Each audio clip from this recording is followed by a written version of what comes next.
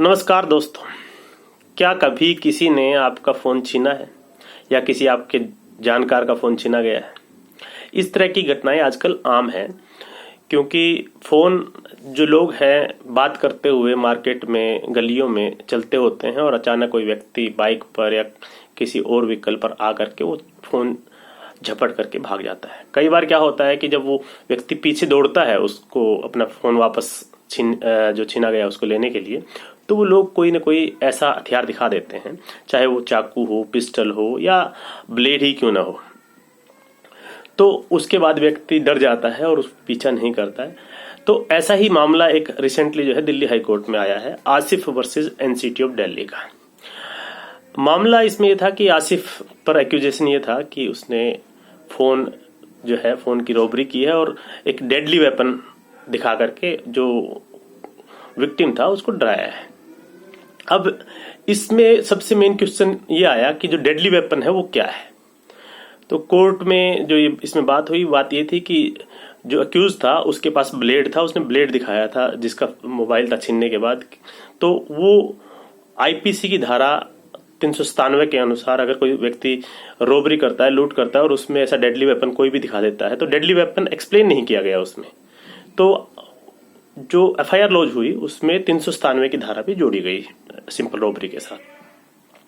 Trial court ने इस मामले में जो दोषी था, जो अक्यूज था, उसको दोषी करार दिया, कन्विक्ट कर दिया और उसे सजा सुनाई।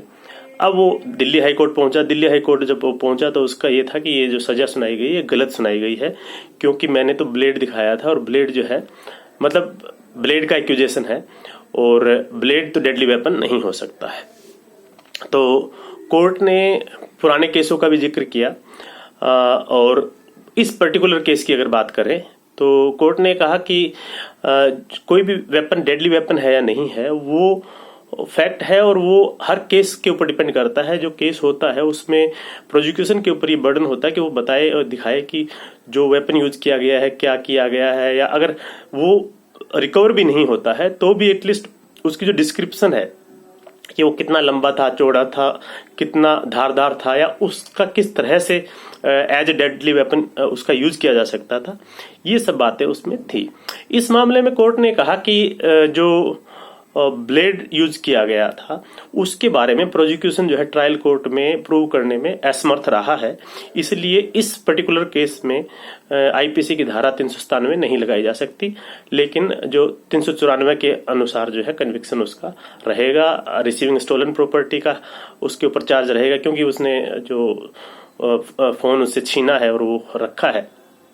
तो जो इस पर्टिकुलर केस में कोर्ट ने इसे डेडली वेपन नहीं माना है, लेकिन वो अगर उस पर्टिकुलर केस में प्रोसिक्यूशन प्रूव कर देता है कि ब्लेड इस तरह से डेडली था और इस तरह का ब्लेड यूज किया गया था डराने या धमकाने के लिए, क्योंकि केवल दिखा भी दिया जाए तो फिर वो 397 जो है अप्लीकेबल उसमें हो जाएगा। सुप्रीम कोर्ट के केस हैं चक्कुओं के बारे में भी, जैसे चक्कू दिखाया जाता है तो इस तरह की कई बार बात आती है कि चक्कू जो है किचन में जो चक्कू यूज किया जाता है नॉर्मल जो हाउस होल्ड में, वो डेडली नहीं हो सकता है। कई पर कोर्ट केसेस में ये भी कहा गया है, कई बार ये कहा गया है कि चक्कू चाहे कोई सा भी हो वो डेडली वेपन हो सकता है। बट मोटा मोटा जो कोर्ट का इन मामलों में डिसीजन ये रहता है कि जब वो कोई केस होता है तो उसमें ये देखा जाना चाहिए कि जो हथियार यूज किया गया है, जो वेपन ऑफ ऑफेंस, वो किस तरह का था,